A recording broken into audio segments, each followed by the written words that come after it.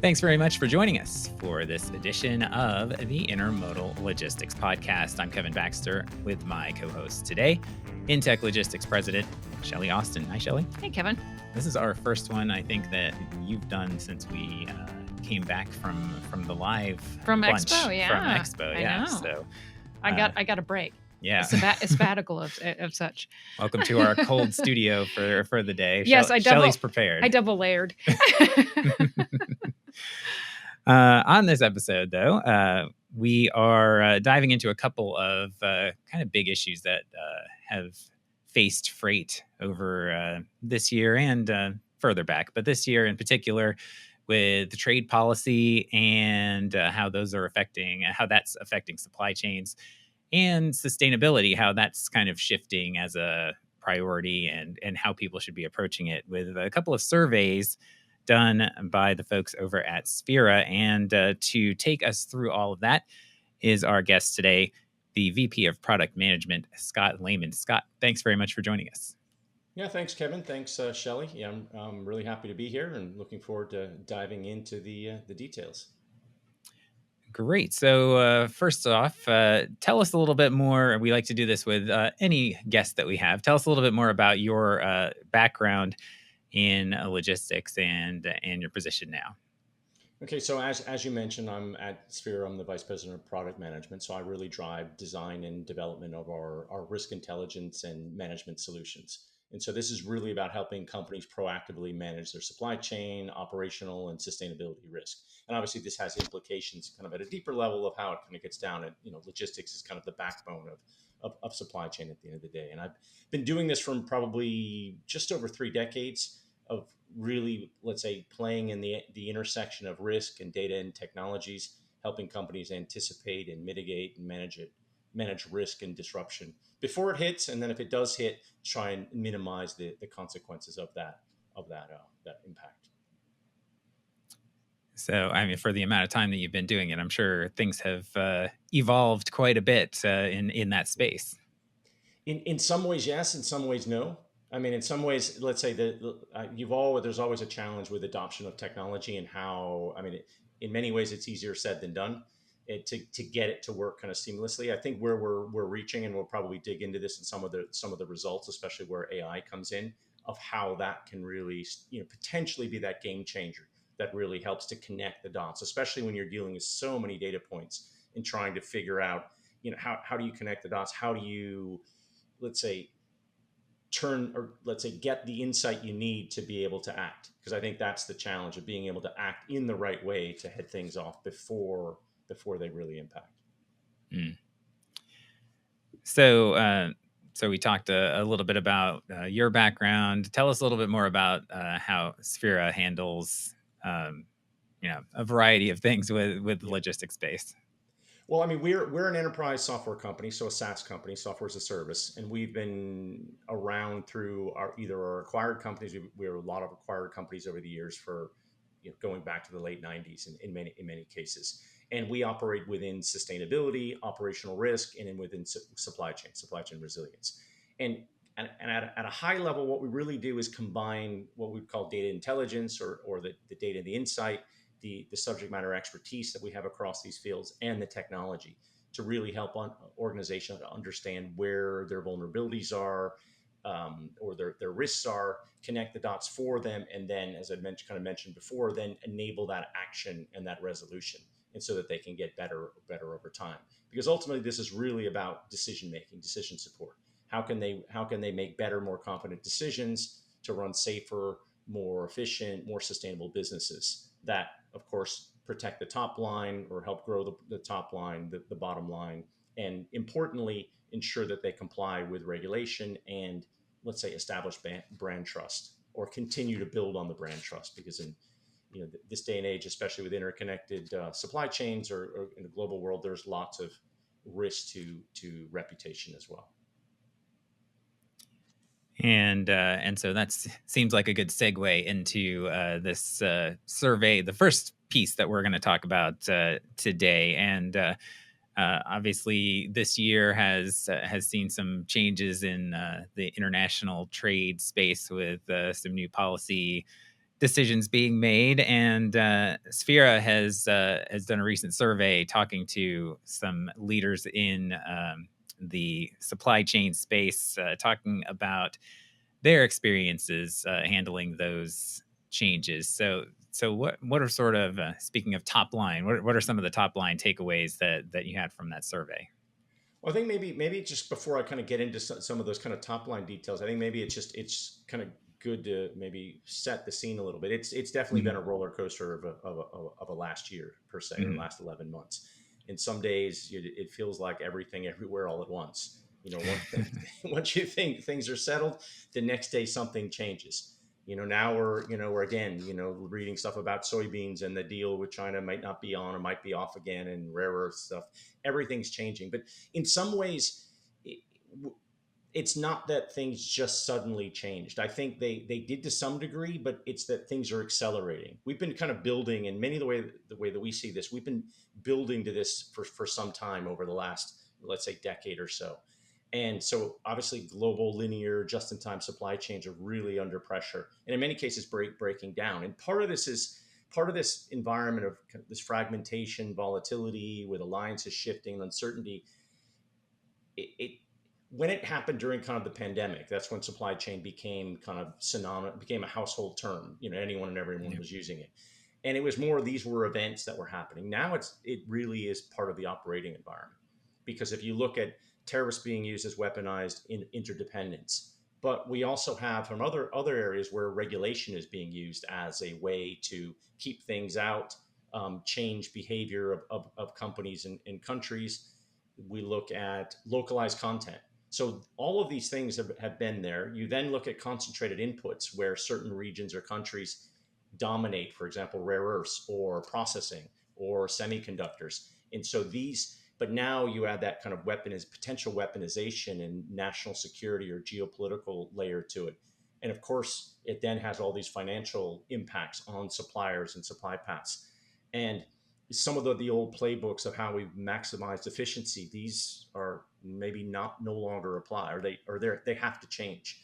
And I think it's kind of against that backdrop that we commissioned this survey. So we went out to 200 chief procurement officers and chief supply chain officers around, and logistics leaders around a lot of these topics. And probably one of the number one kind of finding, or not the number one, but one of the biggest overwhelming findings was that 95% of the respondents said that supply chain risk decisions are now being challenged by executives at least quarterly. So, Mm. In the past, this was kind of work we did, and now, wait a minute, a lot of decisions are getting a lot more scrutiny. And part of that is because of, if you look at the last year, what we've seen, or what they stated actually, is that 73% of these organizations have suffered supplier disruptions. 23% of that said they were significant financial losses due to supply chain disruptions, and 50% said moderate losses. And so as a result, the numbers get attention. And so boards are paying close attention to, to this data, or to these risks. And so therefore, it's really become a front and center issue. How do we, with everything going on, how are we going to recalibrate or start to, let's say, build resilience into the way in which we design our supply networks, and then of course execute. Yeah, I mean that's a pretty significant number when you talk about 3/4 of respondents dealing with some type of disruption, and even a quarter, as you said, a significant one. So um, supply chain had already been kind of a bigger deal, as you said, in the space with executives, because they were noticing costs related to that pandemic peak, and ever since it's sort of been that more front of mind. But when you actually might have trouble getting the supply to make the product, that Yeah. seems like a little bit bigger issue too. No, exactly. And if you just look with the whole Nexperia, the chips and the automotive chips, and now, okay, maybe things are starting to work, but then, VW was talking about they may have to shut down the VW Golf production line in Germany. And it starts to get, wait a minute, if we can't get the products the parts, the components, the material substances we need to go into production, we can't get product to market, and can't get product to market, there's no revenue. And so this, yeah, it's everything is very much related, which I think from the space, everyone would have always told you that. But now with this other layer of let's say complexity and fragmentation, it's the spotlight is, or let's say that the spotlight is on it now more than ever. So when you talk about you mentioned the roller coaster term and how things have changed in hours, days, weeks, minutes, even this year. How do they go about handling that in terms of adjusting to disruptions? I mean, there's got to be a little bit of, okay, let's wait and see, but you also can't just sit back completely. Well, I think that's where in one of the kind of key statistics from another overwhelming number of the respondents, 95% again, said that they expect to shift part of their supply base within the next 18 months. Now, some have already done it for sure. You're already seeing some shifts, but I think what it is from, kind of going back to one of my first statements, that it's no longer it probably never was completely a one size fits all with global linear. But now it's more, what are the tools we have in the toolbox to be, okay, we've offshored things. Maybe we need to friend shore, near shore. There will only be, for all the talk of wanting to bring back, let's say, onshore everything. I mean, at the end of the day, it's probably not going to happen. Maybe for more strategic, things that tie into defense, aerospace, defense industries. We're seeing some of that from some of our customers on both sides of the Atlantic, where we need to bring some of this back home. Some of the capacity doesn't exist, but some might be. I mean, we've already seen some of it, for example, with automotive industry in Mexico, for example. That's always been a kind of nearshoring. You're seeing a little bit of that kind of agribusiness in similar thing, but in North Africa for the EU. And so there's similar things like that I think a lot of organizations are not necessarily just trying to de-risk from one country or the other, but looking at, okay, how can we build some resilience into this, and what's our potentially all of the above strategy that best fits our industry. Now, not going to be easy necessarily in many cases, and that was one of the other things that kind of came out in the let's say the survey as well. Companies wanted to diversify, they want to make these changes, but they recognize they either are struggling or will struggle with, for example, supplier risk checks. That's a barrier. This isn't something you can switch on a dime, so to speak. You have to know, because on one hand, you could make the switch, but you could be swapping one set of risks for another set of risks, which potentially could be worse. And so that's a challenge. I think compliance readiness with suppliers is a challenge. Even just the data, getting access to data and visibility of who's in your supply chain. The last thing you want to do is switch, and then you've now inherited a set of human rights issues or environmental issues or other compliance issues. And so I think part of it is it's at the core of it, it's really a mindset shift. Okay, you've got to do the work. It's not gonna come for free. But what you're building is, you're not just building for tomorrow and the next shift of, whatever the tariffs will be next week. This is more of what's it going to be for the next 5-10 years. How do you build this resilience and adaptability into the network that you need? So, Scott, in the transportation side and the 3PL side, and I'm kind of the operations, get it done, solutions type. Yeah. And what, I think everybody has the intentions to do, good, sustainable, right things, but with all of this uncertainty, it always changes. And it makes me think of new technology. Everything we're talking about here, you see this new technology, and by the time you adopt the new technology, the new is old, and now there's something else new, right? And so it feels like that in this, that, there's these, we're constantly giving solutions to our customers for what you're talking about, where they're looking to maybe source in different areas and do different things to protect for the long run. But how quick is that changing, that what they're thinking about today may be different than what they need to think about tomorrow, because things are changing, like everybody said. So it's really hard to figure out how somebody can really prepare for the 2, 5, 10-year plan when everything's changing so much. Well, I think that's where, kind of, skipping to part of the, and that's where maybe, let's say from a technology perspective, let's say the evolution or the rapid, you almost say revolution and kind of the capability of AI starts to come in, because with all this fragmentation, or let's say complexity, the one thing that AI can help with, or has the potential to help with, is to bring clarity to that, so that you can move a little quicker, start to connect the dots, and start to look at, because I think part of it is getting to that place where you can, rather than forecast, it's more scenario modeling, where you can start to look at what if scenarios. What if, for example, let's say tensions in the South China Sea heat up?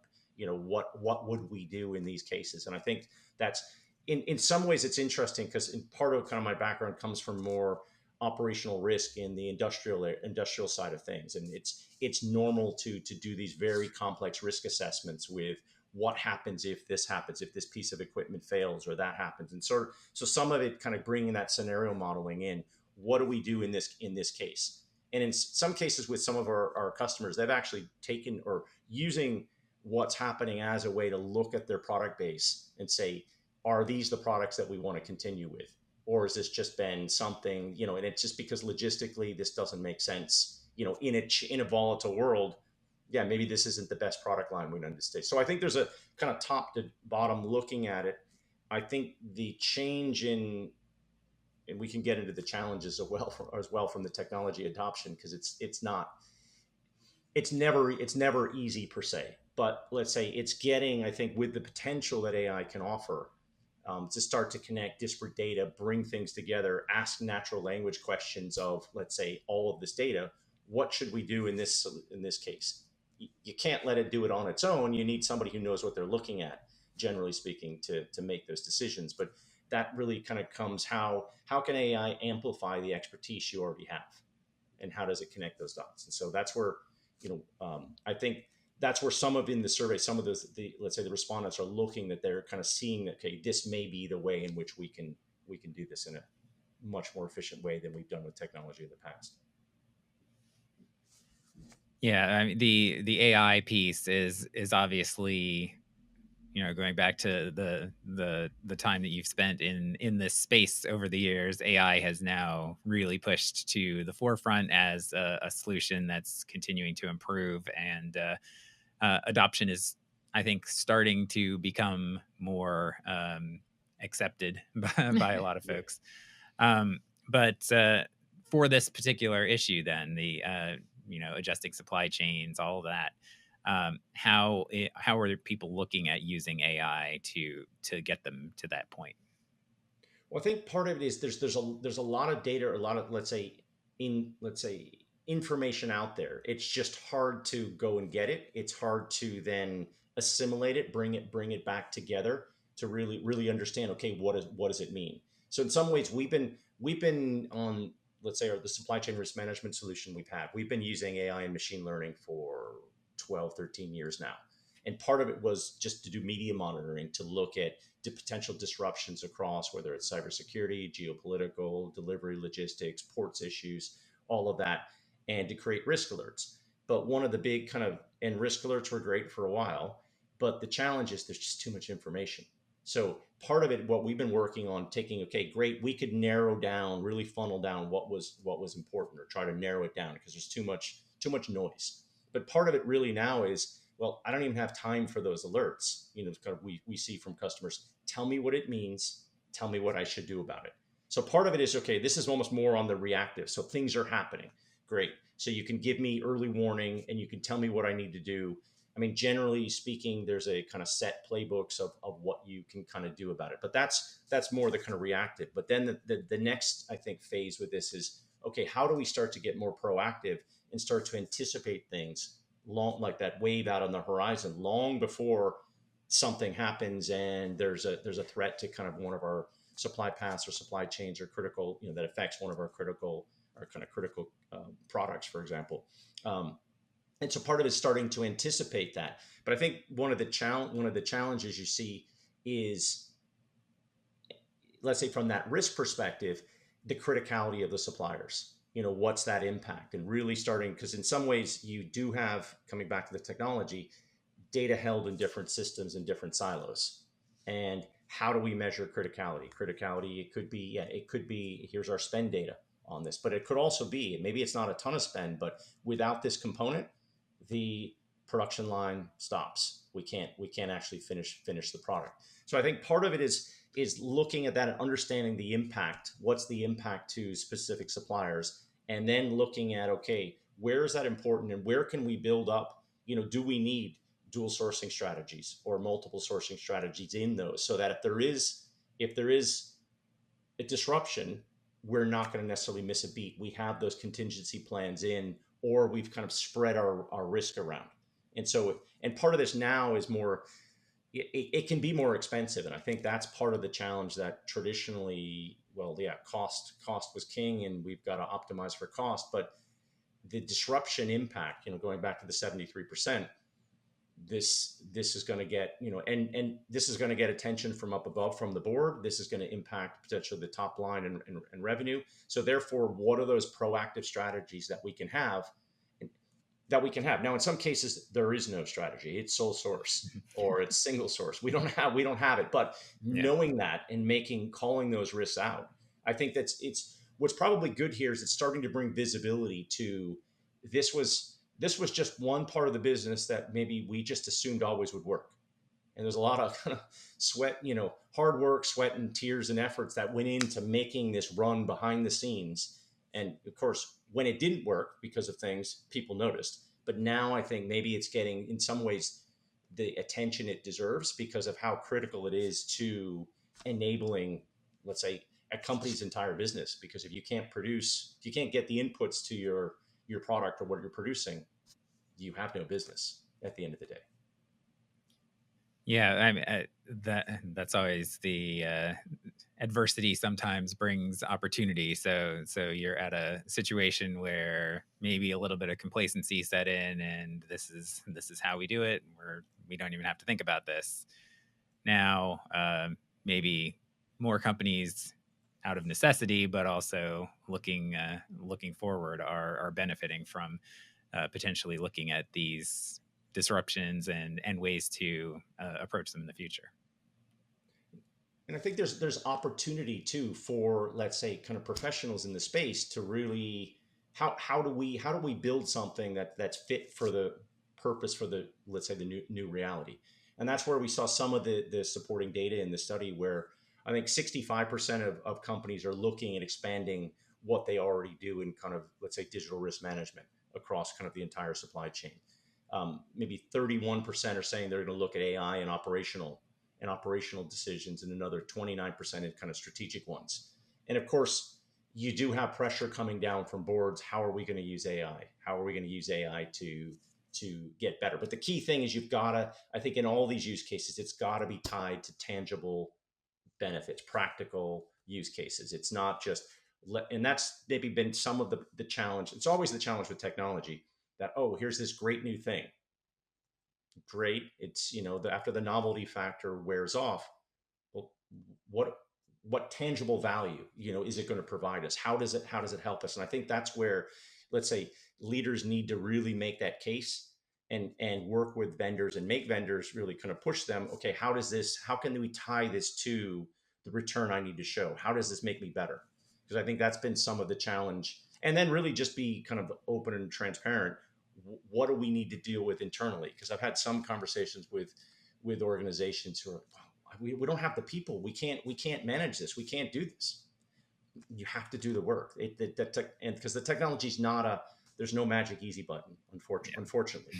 But for those who get it right, yeah, the advantage is there. And I think now maybe more than ever, let's say that the incentive or the motivation, because there's this board level visibility now, or let's say on this, that there is that ability for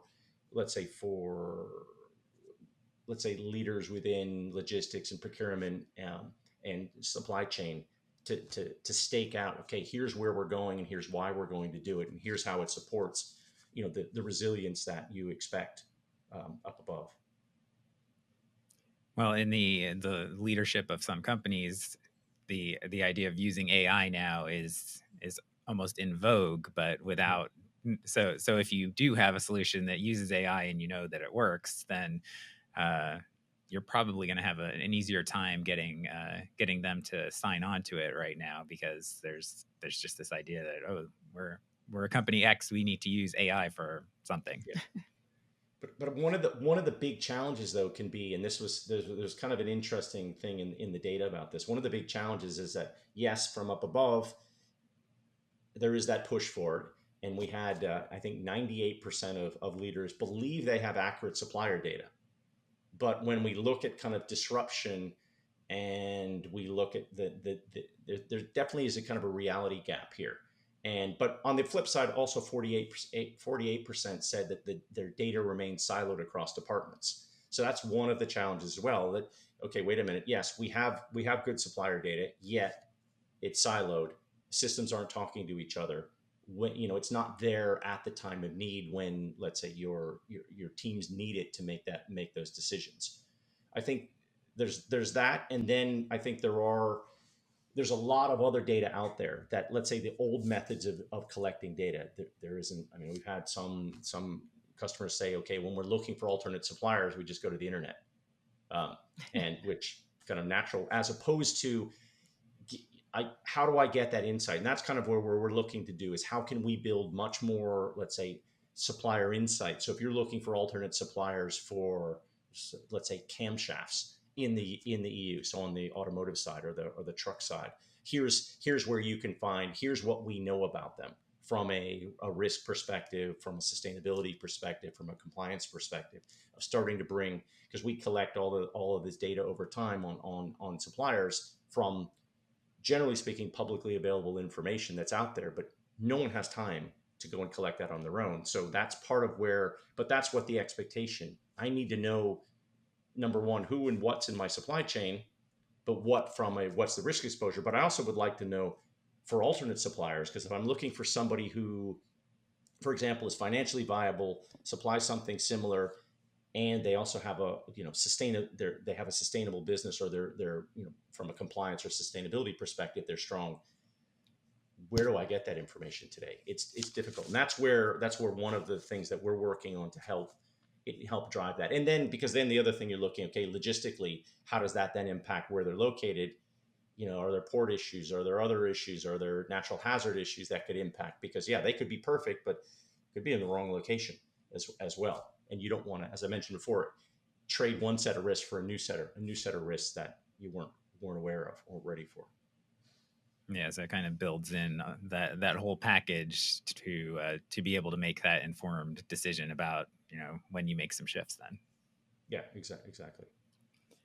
So, moving on, I think we've covered the supply chain disruption side a bit here, but also on the sustainability front, you mentioned Sphera is that's a value that you definitely are big on, and sustainability in freight and sustainability in the corporate world had been maybe a bit more encouraged up until recently. There have been some policy changes there as well. Maybe some incentives aren't there in the same way from governments in some places.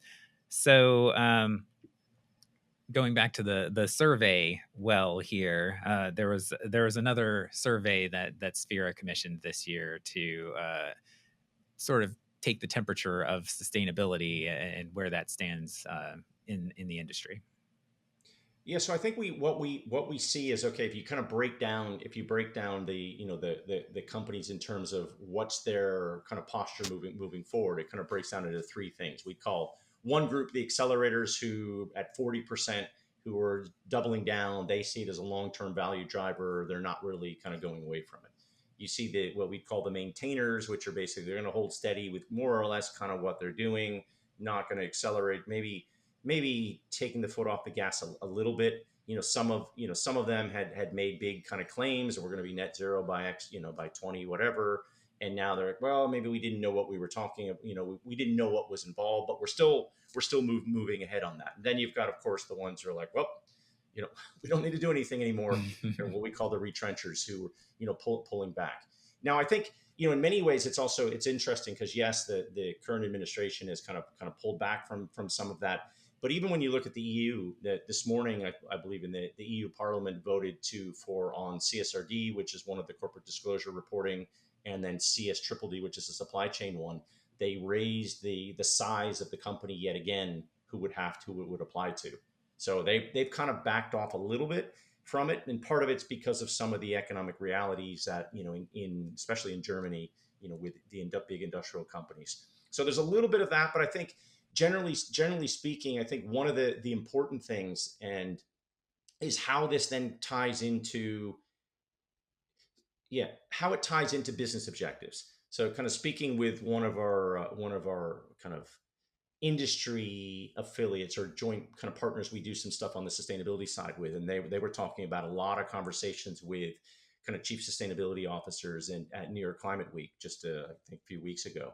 And one of the things they've said is that for the first time, basically all of them, they're being asked by finance to cost justify their initiatives and their programs. And so in many ways, it's you could see in many ways, and maybe it sounds like I'm rationalizing things a little bit, but in some ways this is kind of coming back to, okay, how does it align to business objectives and make the case it's not just something we're going to do just for the sake of doing it.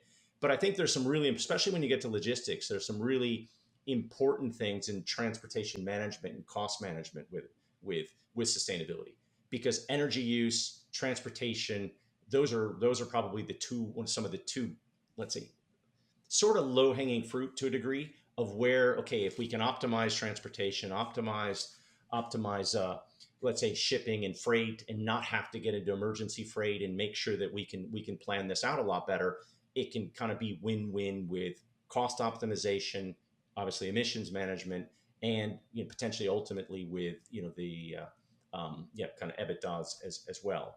And it was funny because I was speaking with or having a comment on something. It was just a large retailer in the US who was doing something with a new inventory management routing system.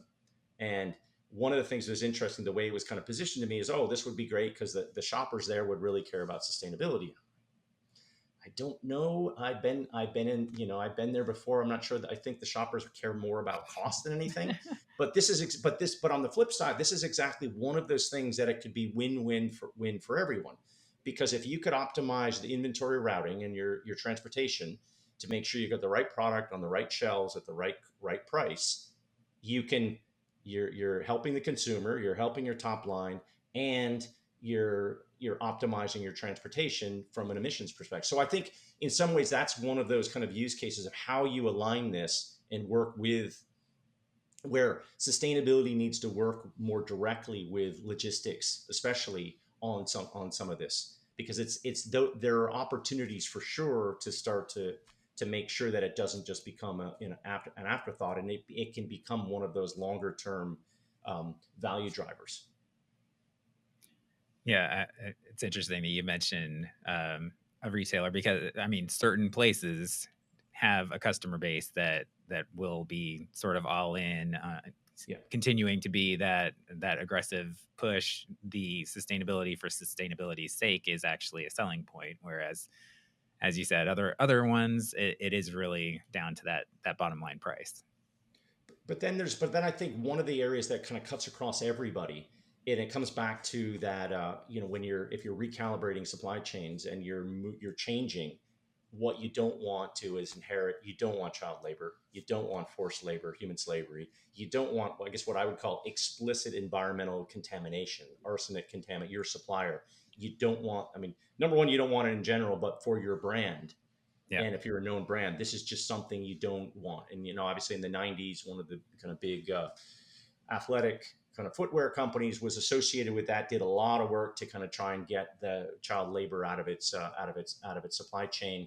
And I think that's something that people saw, same thing with maybe fair trade coffee and other things, that these are areas that just, even if regulation backs off a little bit, I think the bar is higher now, and brands don't want to, it's too big of a risk, because you can see the let's say the share price impact, potentially the top line and the EBITDA impact as well, if you're associated with something kind of illicit like that.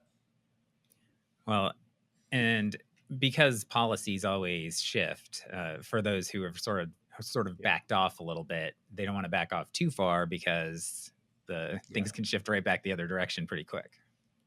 Yeah, exactly. And so I think part of it is, okay, if we've already made these kind of claims as a brand, yeah, maybe we may back off some of the bigger, more expensive things that we don't really know how to do yet, but there's still things, and I think that's what we tell our customers: the energy use, the transportation costs. These are things that, from you were focused on this from a sustainability. You can do both from a sustainability and a cost management perspective. There are ways to, but that's where, when we talk with sustainability chief sustainability officers, it's really, where are the opportunities that you can best align this, because that's how you'll get kind of the, let's say, the budget, the go ahead, the funding, the backing internally.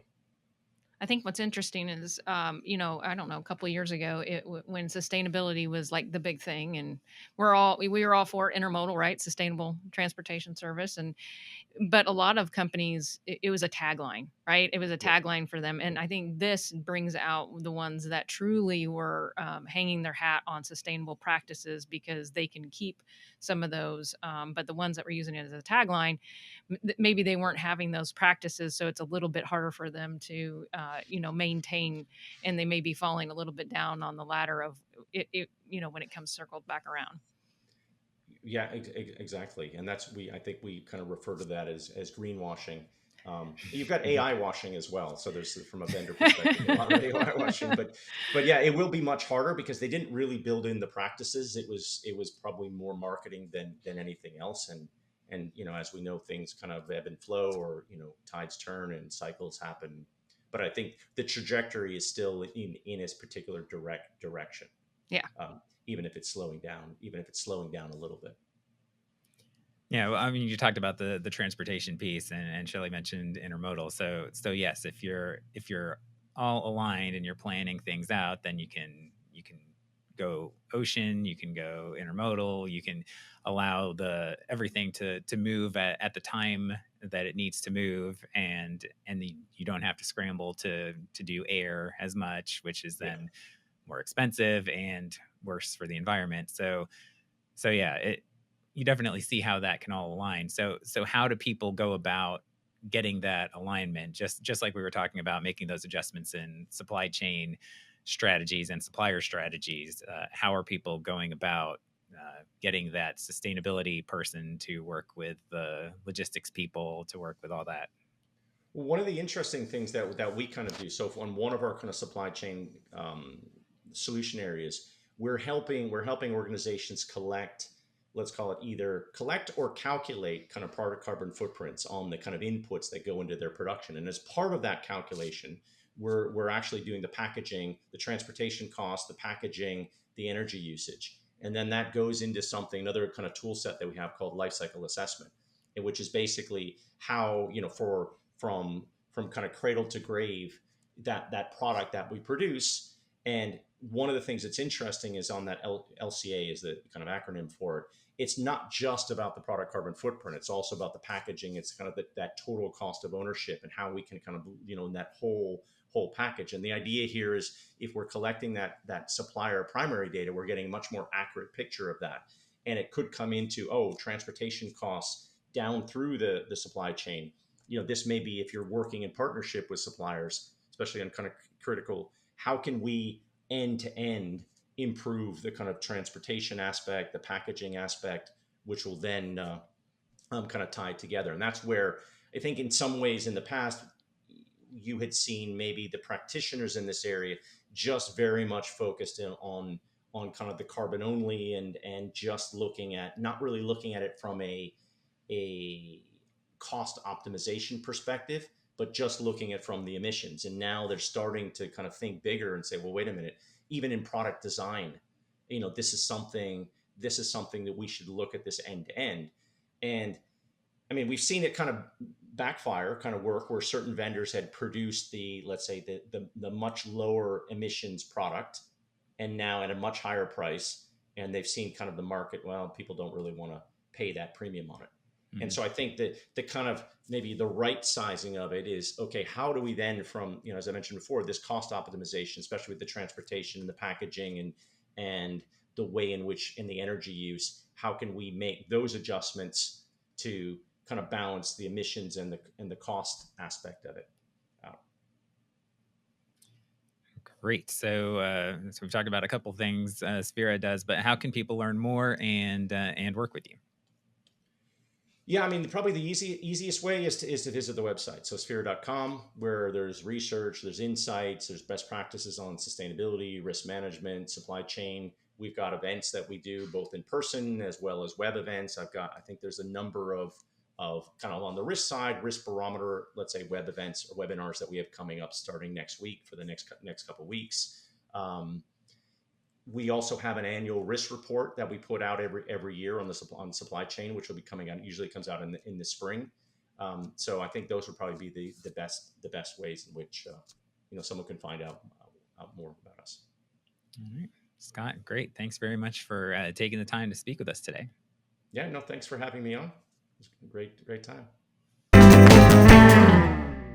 In this case, we jumped on a couple of different topics that are certainly front of mind. I mean, we're dealing with trade as an issue, not just in cost, but as he said, there are suppliers that, I mean, we've had stretches where, say, China is not wanting to allow access to certain minerals, but they are kind of important to some products, and just as an example, but lots of other things like that as well. So it's interesting to hear directly from this survey where the sheer amount of people that have companies that have seen effects of this trade policy this year, and then what they're needing to do about it. Yeah, I think what's interesting, and again, this was fascinating. I sit there and my brain is like going 1,000 miles a minute as he's talking through all this technology and predictive analytics and everything that they're doing, and it forces us all to be better. All of this craziness and this uncertainty forces us all to be better, I think. But it's really painful right now in that force to be better. But the other thing that I think is key is like what you had mentioned, I think it's this redundancy. Like it may cost more right now to have plan A, B, and C. Mm-hmm. But in the long run, having plan A, B, and C costs less, because then you're not, spending so much money for the changes that are happening, and for being nimble and being able to flex with those a lot better than if you just have one solution. Yeah, the scramble is never the ideal situation. Right. And I mean, it dovetails with the sustainability question too, because you have a strategy in place, and then you have to think about all of that. How much do you still value this? Maybe the government's not telling you to value it as much right now. Maybe you're not getting actual financial incentive that you might have gotten before, but things change. And also, as Scott said, there are a lot of situations, and we talk about this all the time, where sustainability and savings kind of go hand in hand. Yeah, yes, come together. They do. So yeah, really interesting to talk about all of that. And we'll have links to both of those surveys in the description as well. So thanks again to Scott for joining us, and thanks to you for joining us as well on this edition of the Intermodal Logistics Podcast. Please do rate and review us wherever you get the podcast. Follow us, subscribe, however you like. And we appreciate each and every one of you. Also, you can email us at podcast@intechlogistics.com if you have other questions. Visit our website, www.intechlogistics.com, for more about the company as well. And we will be back again soon with another episode for Shelley Austin. I'm Kevin Baxter. Thanks very much. Thank you.